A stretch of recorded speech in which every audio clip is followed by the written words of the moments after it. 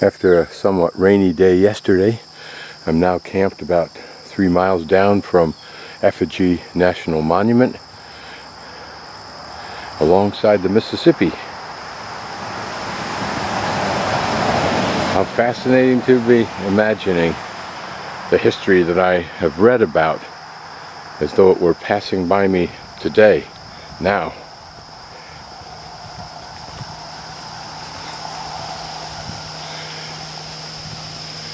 Think of the people who've traveled up and down this river, the trappers, the pioneers, Mark Twain,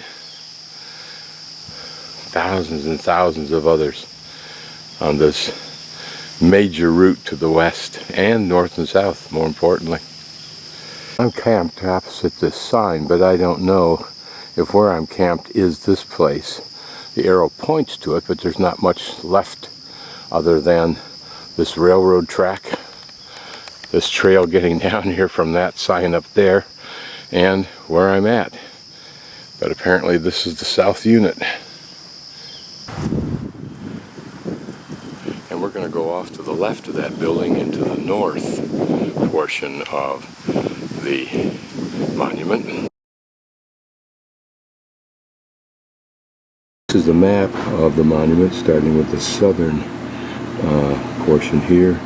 Here's the visitor center where we're at right now, and this is the northern part that we'll be hiking up through this morning. My goal is to get up to the third scenic view, which should be the last of the actual effigies.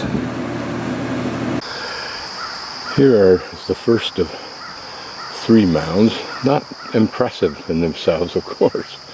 It's what they imply. Here you can see the first one, another one there, and a little one there.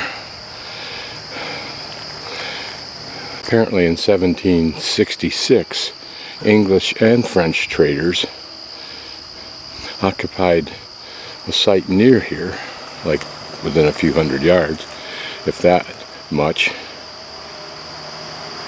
in their winter quarters. Remember, the French and the English traders, particularly at the time of Lewis and Clark, which was only about 30 years later, 40 years later, the competition was between countries, not just between individual groups of French and English traders. But we try, as we look at this, to imagine what took place here. Were these burial mounds? Doesn't say. Did the important families live in houses on top of these mounds? Don't seem to be that large. So we wonder. This pan gives us a hint of the woodland environment of this woodland era mound system, reputed to go back 1000 BC, ending probably around 1300 AD. It's interesting how that time period is synonymous with, almost synonymous with, the movement and disappearance of the Anasazi, etc., etc. This sign indicates that this is still sacred ground to Native Americans that are in existence today.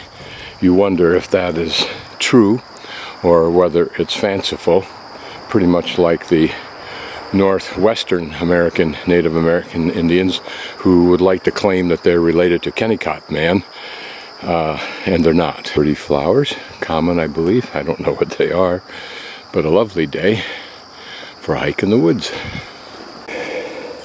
This is the prickly gooseberry, which, believe it or not, the Native Americans used to make jams and jellies.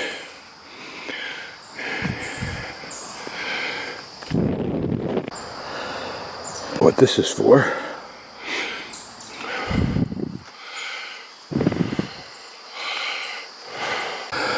We'll go to the right to Eagle Rock Overlook, and then return here to go to Little Bear Mound and Fire Point Overlook. We're apparently now at Eagle Point,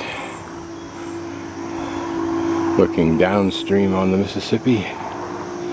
Last night, as I camped around that bluff on the water's edge, 2 big boats, I couldn't see them, I suspect they were powered barges, one going up and one going down. They're chugging, thumping, drumming sound, and the lights. I wonder if these hills gave inspiration for the mounds.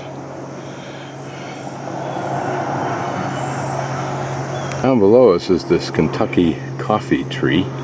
I'm thinking it's these trees in the center, then I'll pan over several. They have large compound leaves and they have pods, and it gets a name because the original Kentuckian settlers used the seeds to make a brew in place of the coffee that they would otherwise relish. This is actually stop 10. I suppose there's a walking trail guide, but they never told me about that. I see no reference to it in the brochure, so maybe we're not at Eagle Point, but pretty nevertheless. Yep, we are at Eagle Rock. Nicely and conveniently, the trail continues as a loop of some sort. Here we can see Eagle Rock, so we're continuing to Fire Point, further ahead to the right. Go left from there across this area to Little Bear Mound. A white ash used by the Ojibwe as a wood for fish spears and bows and arrows and snowshoes. It's called spear timber in their language. Irony is that as a Boy Scout some 60 years ago, I knew these trees and many of the plants.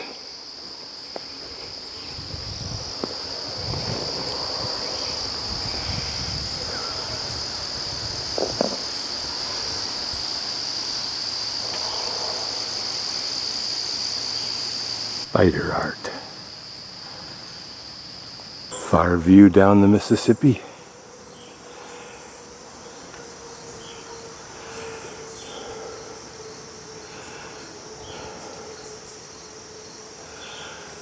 Tell us, out of respect, don't walk on the mounds. Not sure if there are mounds to my left here, but further down we can see a mound right straight ahead of us. Becomes a little bit more clear. Now we're looking for them. How trappers or other people stumbling across them for the first time would have deduced that these were man-made or even unique, I don't know. We can see 3 mounds, one a little protrusion there, and then this one in front of us. That this prominent place should have been the site of mounds is no surprise once I pan about and you see the spectacular views from up here. Now what all that water is over there, other than side channels, if you will, of the Mississippi, kind of like the Colorado is above Yuma, I don't know. But if all of this is considered the wide Missouri and these are just big islands, the ones oftentimes that Lewis and Clark spoke of, although they didn't come this way. I'll read this interpretive sign near these 3 mounds. I pan about again. 1,500 years ago, the prehistoric Hopewell Indians first scraped aside a circle of leafy humus from the forest floor. Within this area, they gouged out a square-shaped pit, and 4 bodies were laid in this pit, 3 adults and a child. One a woman, arms folded, face up, a bundle of bird bone needles tucked underneath their right arm.